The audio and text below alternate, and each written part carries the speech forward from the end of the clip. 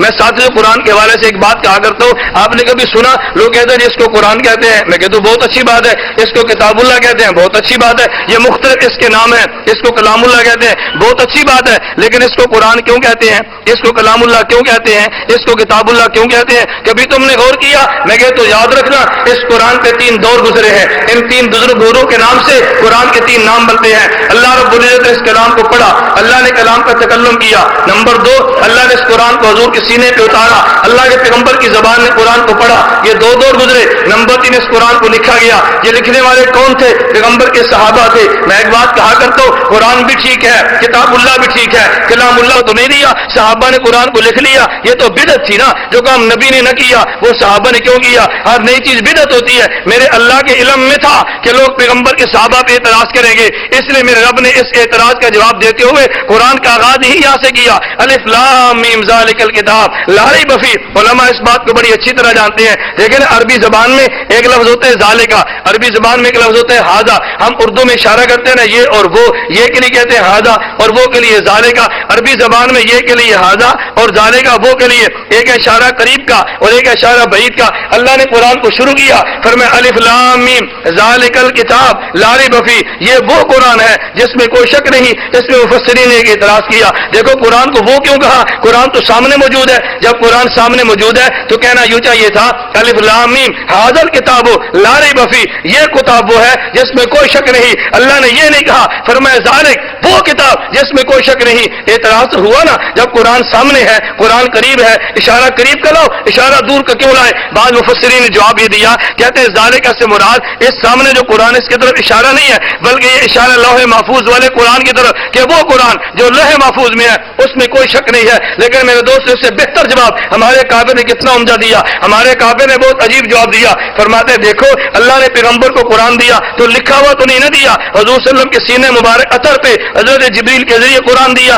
اللہ کے پیغمبر نے صحابہ کو دیا تو پیغمبر نے قرآن لکھ کر تو نہیں نہ دیا, اللہ کے پیغمبر نے قرآن پڑھا, صحابہ نے سنا اور بعد میں لکھ لیا. اب لوگ کہہ سکتے تھے قرآن اللہ نے لکھا ہوا نہیں دیا, تورات اللہ نے لکھی ہوئی دی, انجیل لکھی ہوئی دی, زبور لکھ کر دی ہے, لیکن قرآن تو لکھا ہوا نہیں دیا, پیغمبر نے صحابہ کو لکھا ہوا قرآن نہیں دیا. تو لوگ اعتراض کر سکتے تھے نا, قرآن تو ابو بکر نے لکھا, قرآن تو عمر نے لکھا, قرآن تو عثمان علی نے لکھا. اعتراض ہو سکتا تھا, جو اعتراض تو 1300 سال 1200 سال یا 1000 سال بعد میں آنا تھا, اللہ نے جواب پہلے دے دیا. اللہ فرماتے ہیں میں جانتا ہوں قرآن محمد نے نہیں لکھا, قرآن ابو بکر لکھے گا, میں جانتا ہوں قرآن عمر لکھے گا. رب نے جواب پہلے دیا, فرمایا الف لام میم ذالک وہ قرآن جو لکھا جائے گا لا ریب فیہ, اس میں کوئی شک نہیں ہے.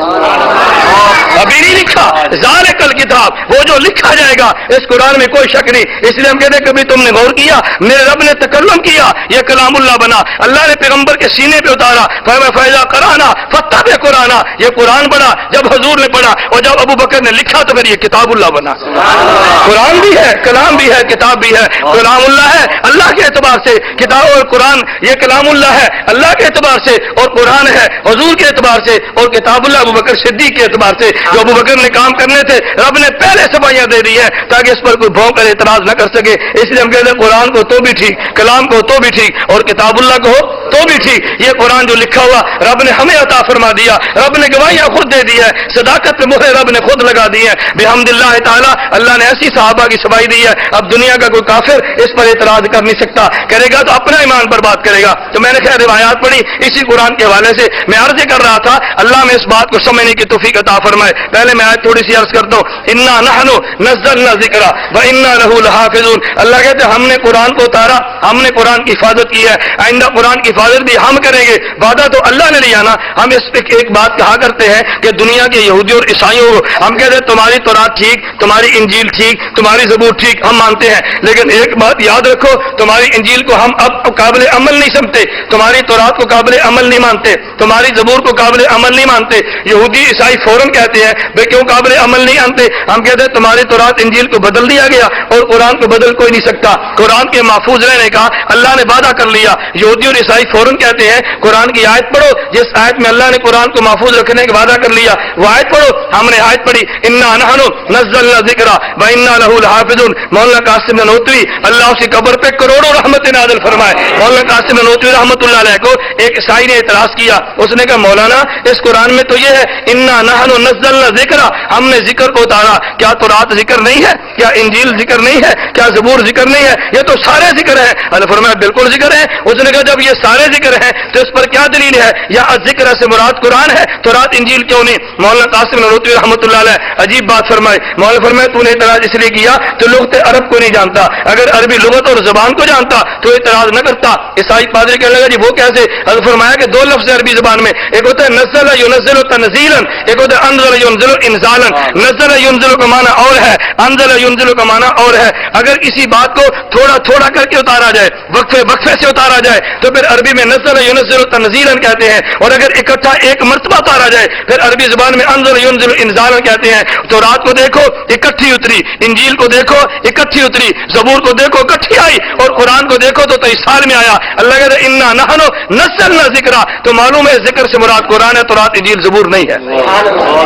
عیسائی لاجواب ہو گیا. حضرت کے جواب پہ عیسائی لاجواب ہوا. میں نے ایک جگہ پہ یہی اعتراض اور جو مولانا قاسم نانوتوی کا پیش کیا، ایک غیر مقلد کی چٹ آ گئی، اس نے مجھے چٹ لکھی، کہتے تم کہتے ہو نا قرآن کہتے نزلنا، قرآن نے تو انزلنا بھی کہا. میں نے کہا ہاں پہ کہتے قرآن کہتے انا، قرآن کریم نے تو سورۃ القدر میں اعلان کیا کہ اللہ رب العزت نے فرمایا کہ ہم نے اس قرآن کو اتارا. اب یہاں نزلنا کا لفظ تو نہیں ہے نا، انزلنا فی لیلۃ القدر ہم نے اتارا. کہتے دیکھو آپ کہتے نزلنا، قرآن کہتے انزلنا. میں کہتا ہوں میں نے اس لیے کہا نا گمراہ وہی ہوگا جو کم علم ہو یا کم عقل ہو. میں نے کہا بیوقوف تو جانتے نہیں ہے، اللہ نے قرآن کو دو مرتبہ اتارا. ایک مرتبہ لوح محفوظ سے آسمان دنیا پر، دوسری مرتبہ آسمان دنیا سے پیغمبر کے سینے پہ. جب لوح محفوظ سے اتارا تو اکٹھا، اور آسمان دنیا سے پیغمبر کے سینے پہ 23 سالوں میں. اس لیے انزلنا بھی ٹھیک ہے، نزلنا بھی ٹھیک ہے. ہم تو نزلنا پہ بات کرتے تھے نا، انا نحن نزلنا ذکر، ہم کہتے ہیں وہ بھی ٹھیک ہے. ہم نے کہا یہ بھی ٹھیک ہے. اعتراض تو تم کرو، تمہارے پاس کوئی اعتراض کا جواب نہیں ہے. جو ہم اعتراض کریں گے تم اس کا جواب نہیں دے پاتے. تو رات پہ اعتراض کیے گے تم نے جواب نہیں دیا، انجیل پہ اعتراض کیے گے تم نے جواب نہیں دیا. اور میں اگلی بات کہتا ہوں، یقین کیجئے دیوبندی ہو تمہیں مبارک ہو، ہمارے قابل نے علمی جواب نہیں دیے، ہمارے قابل نے عملی جواب بھی دیے. ایک ہوتا ہے علم سے جواب دینا، ایک ہوتا ہے عمل سے جواب دینا. اللہ اکبر. حضرت مولانا حضرت شاہ عبدالعزیز محدث دہلوی اللہ اس کی قبر پہ کروڑوں رحمت نازل فرمائے. حضرت شاہ صاحب کے سامنے آپ نے سنا، دہلی میں عیسائی فنڈر پادری تھا، اس نے اعتراض کیا. اس نے کہا مسلمانوں تم کہتے ہو کہ قرآن جلتا نہیں ہے، تم کہتے ہو قرآن محفوظ رہتے، حالانکہ رب کا وعدہ یہ نہیں ہے. روایات میں ایک روایت آتی ہے اللہ کے پیغمبر صلی اللہ علیہ وسلم نے اعلان فرمایا اگر کسی قرآن کو چمڑے میں ڈال دیا جائے وہ چمڑا محترق آگ میں جلتا نہیں ہے.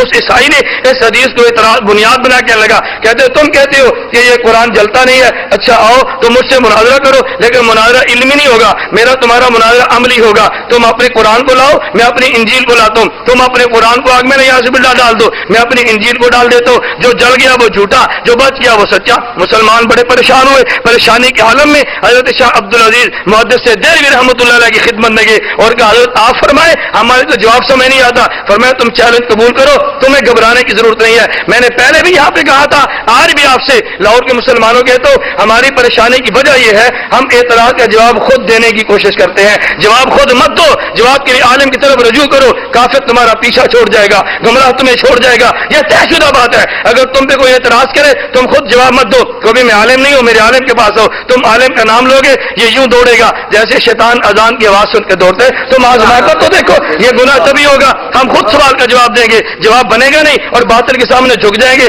ہم کہتے ہیں کوئی دلیل تو اس کے پاس بھی ہے نا. میں کہتا ہوں کوئی دلیل اس کے پاس تو تھی، لیکن تم ادھر آ کر تو بات کرو.